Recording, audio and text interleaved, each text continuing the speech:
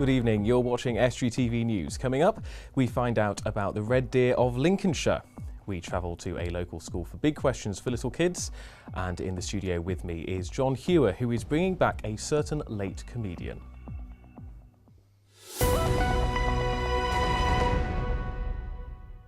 Welcome to Estuary TV News. I'm Richard Morris. But first, it's over to Erica Barker for all the news headlines. Humberside police are appealing for witnesses after a boy was stabbed outside Wellhome School in Grimsby. At around 7 a.m. on Saturday, the 16-year-old was walking with a friend when a man approached him. The youngster sustained a wound to his torso and is being treated at the Diana, Princess of Wales Hospital. A ceremony marking the completion of the facelift, which sees the birthplace of renowned filmmaker J. Arthur Rank restored to its former glory, has taken place. The house on Holderness Road in East Hull was lying derelict for over 10 years. Now 4 new flats have been created, founded under the government's Empty Homes initiative with support from the Rank Foundation. It's hoped deer tours at Sturton Estates will give people an insight into what the job of a farmer involves. The owner of the estate, Anthony Strawson, says people often don't know enough about it. Anthony says showing the public around is one way to raise awareness and encourage people to consider the profession. The reason why we bought the trailer is simply to show people what real farming is nowadays. So we use the trailer for showing people the forestry operations, the chipping, the mulching, the log production. We also show people the combine working in the summer, the pea viners working, the traction trailers moving stuff around. It's a really interesting business that we work in. Lord Mayor of Kingston upon Hull, Councillor Mary Glue, is spending her final day in office to honour 4 women whose 1960s trawler safety campaign saved thousands of lives, following the biggest peacetime fishing disaster of the 20th century. The Lord Mayor has unveiled 4 centenary plaques today at the city's Maritime Museum, dedicated to Lillian Billocker, Christine Jensen, Mary Dennis and Yvonne Blenkinsop. The event coincides with what would have been the late Lillian Billocker's 86th birthday. And Skyride Local is back with a vengeance, with 20 free bike rides taking place across North Lincolnshire. Trained ride leaders are on hand to offer support and advice. Starting from Sunday the 7th of June, new rides include Belton and Messingham, alongside popular routes from Normandy Hall, Brigg, Scunthorpe and Barton, with rides every weekend right through to October. Any stories you have, you can contact us on 01472 315561. Until next time, goodbye. He may have died over 30 years ago, but the comic legend that was Tommy Cooper still exists in the nation's collective memory. Now, a new tribute act is hoping to remind us all of what made the man so great.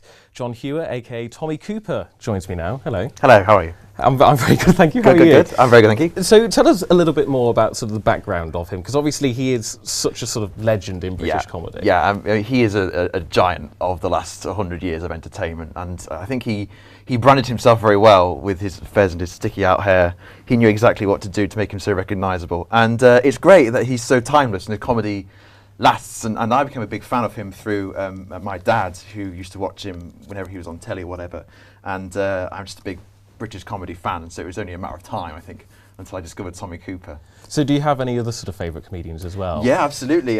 Frankie Howard, I like Frankie Howard, Peter Cook, Dudley Moore, Spike Milligan, the Monty Python team, Marx Brothers, the Carry On films. Very, very big. But of course Tommy Cooper is particularly a favourite for you. Yeah, absolutely. He's just so timeless, and all the family can kind of appreciate him and really appreciate what he does.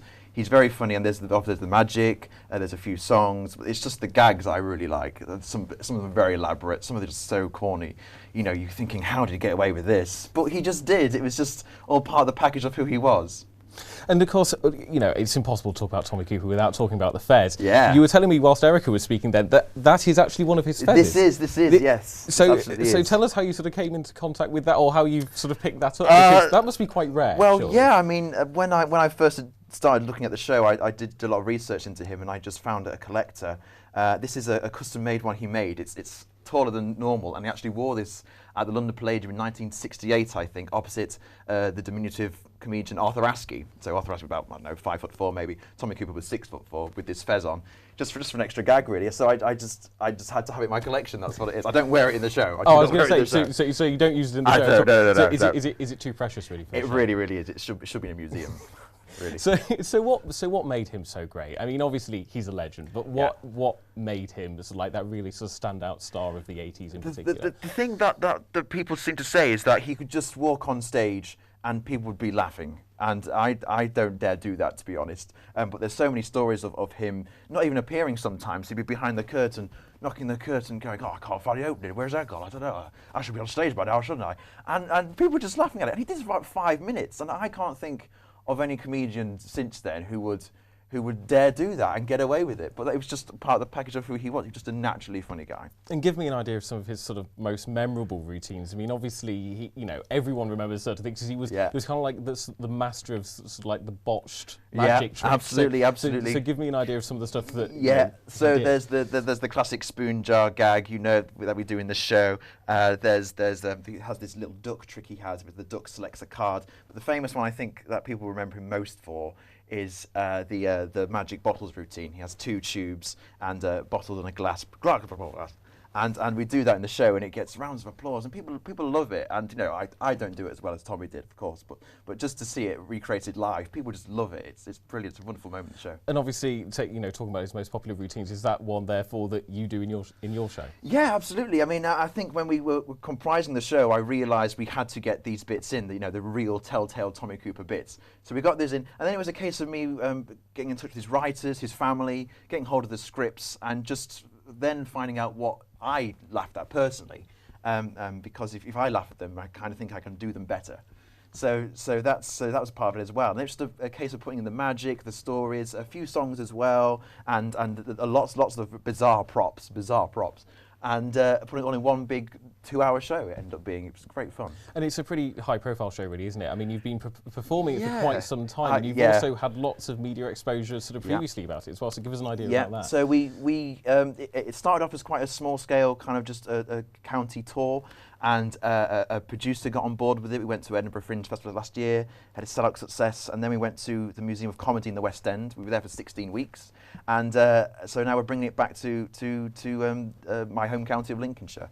And it's great to kind of return to its roots and where it all started, because we're going to the West End again for Christmas for a season. So it's all fantastic, and it's just great that there's an appetite for this thing. The guy died over 30 years ago. I wasn't even born when he died, but the like I say, the appetite for him and just the love that people have for him, it just transcends everything.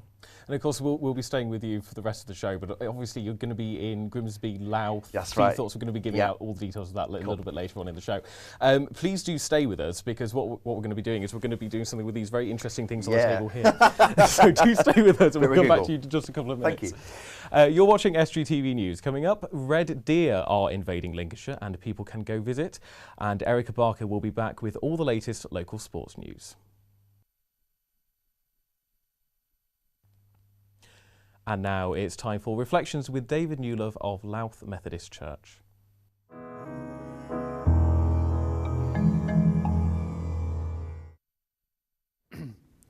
We're told that it was Benjamin Franklin who said that there's nothing as certain as death and taxes, and that's true, though there are other certainties too, things like rain at Wimbledon, the washing machine breaking down the week after the guarantee's finished, and good things like getting presents and cards from our families and friends, and or church being there for us in times of need. And that's really important. The question is, what are the things that we can expect? What do we expect from life? The Bible tells us that when we do things wrong or we disobey God's rules, things go wrong. When we follow his plan, all things go well. Jesus said we can expect to have life in all its fullness. That doesn't mean, unfortunately, that we'll be rich and have plenty of things around us. It just means that we'll be happy and fulfilled in all that we do. I see that in my own life, and I thank God for it. That is a certainty. That is something that we can expect. Something else that we can expect is that other people around us will want to share in that rich blessing. It was Abu Bakr who said, if you expect the blessings of God, be kind to his people. You're watching Estuary TV News with me, Richard Morris. Red deer are one of Britain's most majestic animals and one rarely seen in the wild by the public. Now, Stourton Estates near Horncastle in Lincolnshire wants to let people get up close to these marvellous creatures. You can decide if this is a good value for money, but personally I think it's a bit dear. There are sights rarely witnessed close up, but now the public are being offered the chance to get close to the majestic red deer at the Stourton Estate near Horncastle. Yes, we have a deer herd, red deer herd here at Stourton. We started in 2012 and with 30 hinds, and now we've made the numbers up to 75, and we should be going over 100 mark sometime later this year when the calves are born. A trailer ride takes people right to the deer's grazing spot and gets them within touching distance. And they certainly aren't camera shy, coming right up to the camera while I was filming them. It's getting within touching distance of these majestic creatures that's proving incredibly popular for the estate. Very popular to date. We find that we're normally booked out when we advertise a tour. We're normally booked out within a few days, so it is worth booking. You get a lot of noise from the children, a lot of excitement. We try and get them to calm down just because so we don't spook the animals. But yeah, from children and adults alike, they love to see them. They love to see the animals very, very close up. The deer are just part of a wider goal for Anthony to show people the real sides of both ordinary farming and livestock farming. We do. Part of the reason why we bought the trailer is simply to show people what real farming is nowadays. So we use the trailer for showing people the forestry operations, the chipping, the mulching, the log production. We also show people the combine working in the summer, the pea viners working, the traction trailers moving stuff around.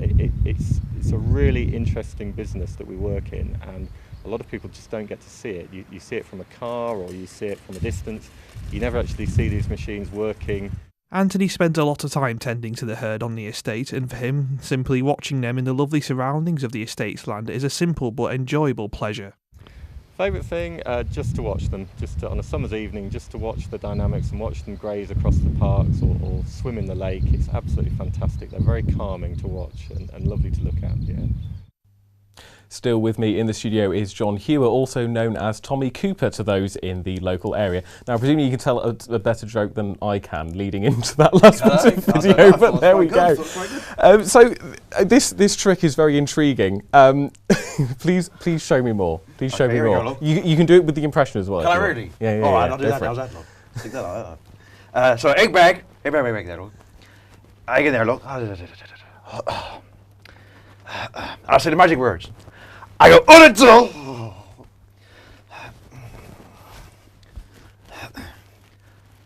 And I look, the egg's completely gone. And you have the size here, it's gone to you. No. No. Well, indeed not. It's not under my arm, look. Not under my arm, no. But is My other arm? Yeah. No, it's not the arm. No. Okay. Is it higher? Yeah. How's that then? Well, no. Hey? It's an earlobe somewhere. And this is. Oh dear. This is sort of. This is.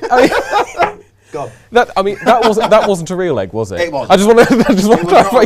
No eggs were harmed. You smashed that on the No desk. eggs were harmed. Okay, yes. no, that's fine. I mean, just before we continue, Tommy Cooper, he really got his big break sort of performing with a local band. That's so right, I mean, and obviously you've received all kinds of recognition for this kind of performance that you do.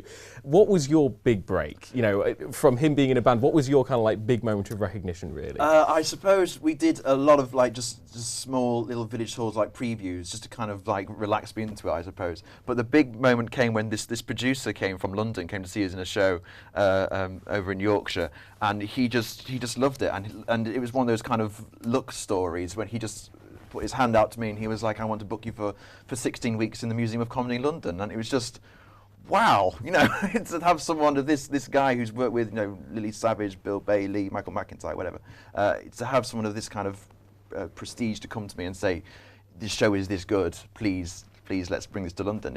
That was the moment for me. I thought, wow. And obviously some sort of regular viewers of Estuary might recognise you from a couple of months ago when you came in to talk about Shakespeare in Debt. That was a huge success. That was sold out and everything else. So, that's right. So what makes you so successful? I don't know. I think I only do things that I genuinely really want to do. want to do. I love new writing. I love working with local actors, local writers, and I like I say, I just do love comedy. So I think I'm aware it's something I can't sing, I can't dance, you know, I can't play. You won't see me playing Romeo and Juliet, anything like that.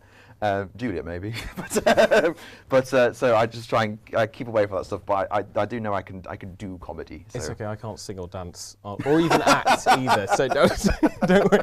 I mean, how do you research and imitate someone who was so well known? That's I mean, the best bit. No, but it must be very difficult, surely. It was a lot of work. It was 6 months, literally just staying in my flat, writing out the gags and just watching him. The good thing about Tommy Cooper, though, is that once he'd done something right, he did it again. He was all exactly the same. There's so many gags he did in the 50s, he did right until his death in the 1980s. And the pattern, the rhythm is exactly the same because it works. So once you kind of pick up that and the nuances of that kind of type of performance, then it does start to come a bit more easier. But yeah, at 6 months, I can't say it would work because I love watching Tommy Cooper. But it was a harder graft, yeah, I suppose. And obviously, part of his performance really is definitely that comic timing, which as you touched upon in your last answer, he did so perfectly. I mean, you know, right up until he died, absolutely perfect, never missed a beat. Have you really had to hone your sense of comic timing, or did you kind of have that anyway? It's weird because I played Frankie Howard in a Pompeii stage show, and I've played Sony Hancock as well, and Kenneth Williams, and although they all say obviously different gags, different styles, but they've all kind of got the same kind of pace of comic timing. They all repeat certain words and that kind of thing. So for me, you know, I'm a big nerdy freak about that kind of thing. So I like picking up on that kind of thing, the natural rhythms. So in that kind of sense, this is quite alike.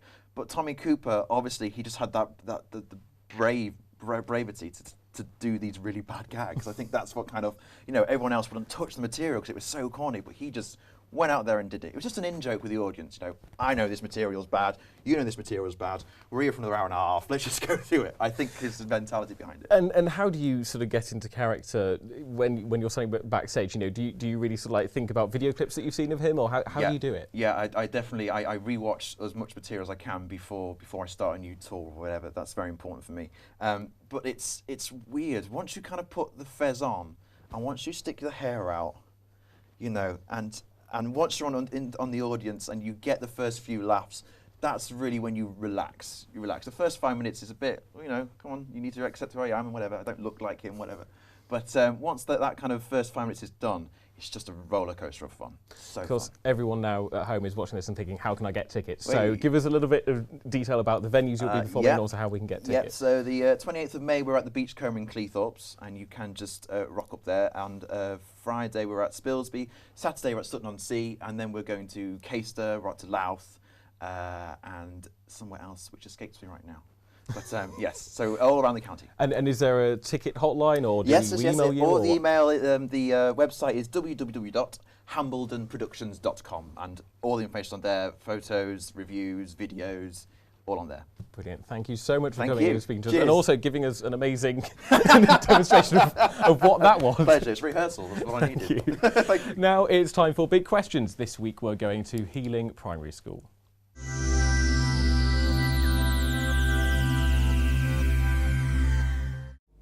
We are from Healing Primary School, and today's question is, how can we reduce GP waiting times? By making two different types of hospitals, one for minor things like a little injury or just a checkup, and one for major ones like something like a broken leg or having surgery. You could get more staff into the hospital so you can, it won't take long, and maybe you could expand the hospital further. Well, for minor things like coughs and colds, you can go to a pharmacy to see a chemist, and because they can give you advice instead of going to a doctor's for more major things.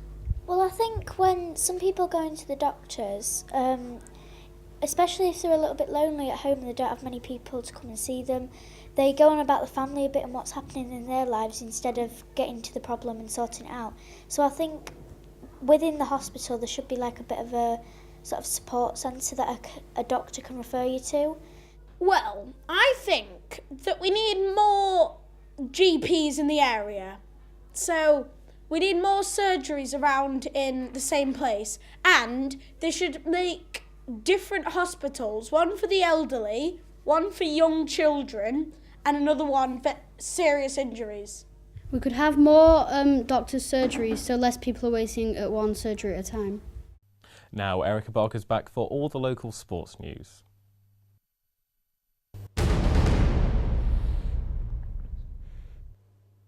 Hull City have been relegated to the Championship after 2 years at the top level. The final score was 0-0 when they faced Manchester United over the weekend, but Newcastle's victory against West Ham took the issue out of their hands, condemning Hull to relegation no matter what the result. Hull failed to score in half of 38 Premier League games. Cleethorpes Town has announced a new sponsorship deal with glass manufacturers Grand Dog Hawksing. The money involved in this agreement will go directly into the club's budget. On Friday in Rugby's Super League, Hull FC lost to St Helens at 17-10 at the Casey Stadium. Meanwhile, Hull KR didn't fare any better, losing at 36-16 when they faced Leeds Rhinos at Headingley Carnegie. In the Yorkshire ECB Premier League games over the weekend, the bank holiday, there were mixed fortunes for our local sides. Appleby Frodingham had 2 victories. On Saturday, they scored 211 against Barnsley, before bowling out for 182. They followed this up by hitting a mammoth 357 for 9 against Hull, with Matt Fowler making 97 and Alex Grimes 90 not outs before bowling out Hull for 219 and winning by 138 runs. Hull had previously been beaten by Doncaster, who made 273 for 9 before bowling out Hull for 153. Cleethorpes lost to Rotherham on Saturday by 8 wickets after making 190 for 9 at Chichester Road. They fared better on Monday, bowling out Driffield for 167, then replying with 168 for 6, aided by Bill Curry's 48. And that's all for the sport.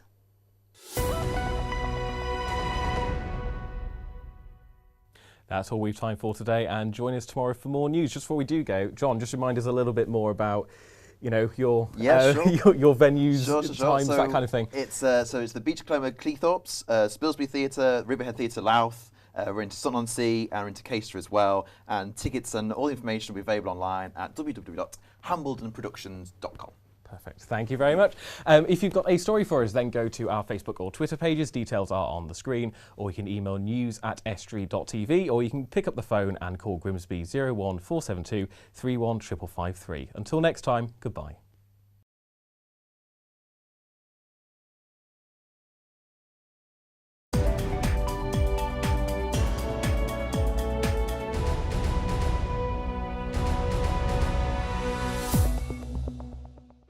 Estuary TV's weather, sponsored by Hornsby's, celebrating 100 years in buses.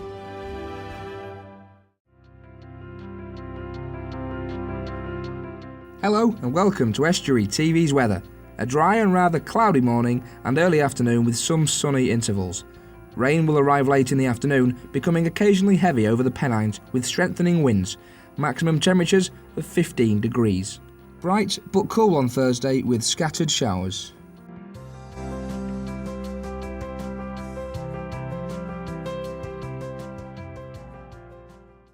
Estuary TV's weather, sponsored by Hornsby's, celebrating 100 years in buses.